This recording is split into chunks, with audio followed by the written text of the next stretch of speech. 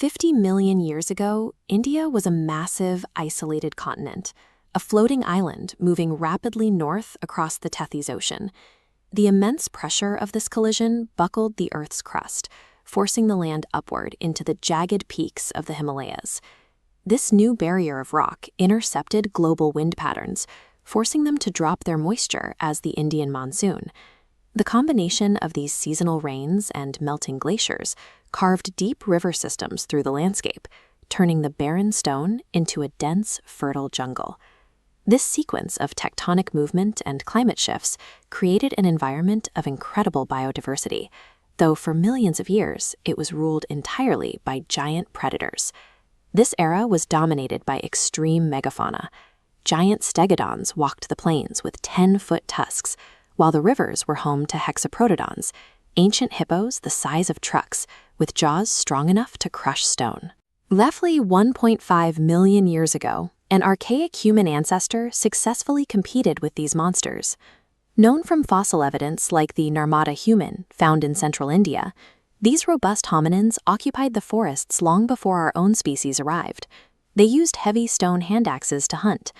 By driving massive animals into deep mud or marshes, they could trap them and close in for the kill with their stone tools. Surviving such hunts required a grasp of basic medicine. Evidence from the materials they used suggests they applied specific layers of clay and medicinal leaves to wounds to stop bleeding, and utilized supports to help broken bones heal, an early medical system based on experience and observation of the natural world.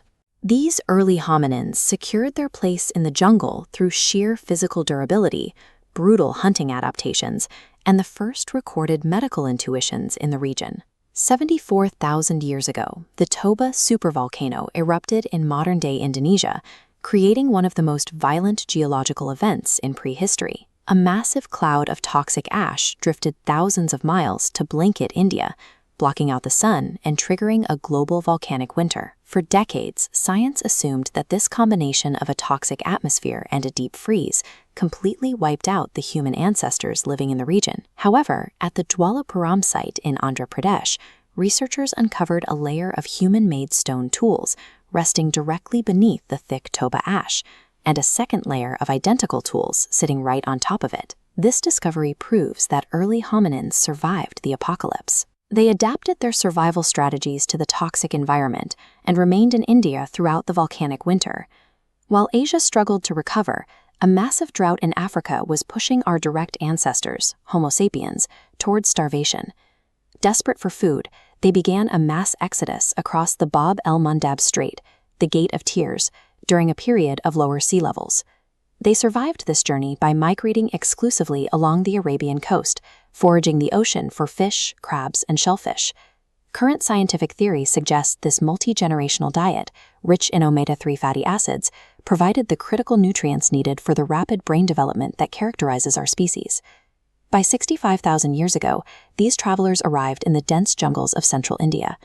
To protect themselves from nocturnal predators, they retreated into the Bhimbetka caves, using the massive rock structures as natural fortresses. These groups maintained large fires at the cave entrances to block predators, while simultaneously creating the first central hubs where the community could share food and build social bonds.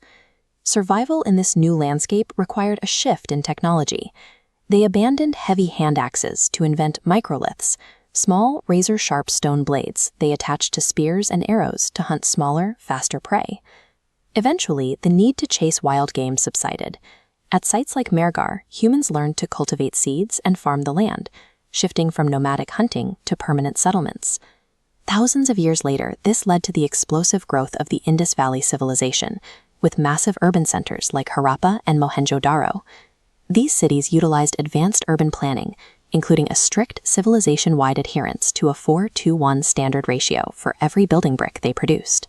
Their engineering focused heavily on public health, featuring fully covered underground drainage systems and massive public sanitation structures like the Great Bath. These ruins prove that early Indian civilizations prioritized standardized civic engineering and public health over the construction of giant monuments to kings. The historical timeline of the region is currently being revised by ongoing excavations at Sanoli in the Ganges Plain. Researchers there have uncovered 4,000-year-old copper antennae swords and wooden chariots sheathed in copper. Carbon dating of these specific artifacts is disrupting established theories regarding the Bronze Age in India, suggesting complex technologies were present earlier than previously thought. These finds have sparked an academic debate over the existence of an advanced indigenous warrior society that predates traditional theories of foreign migration.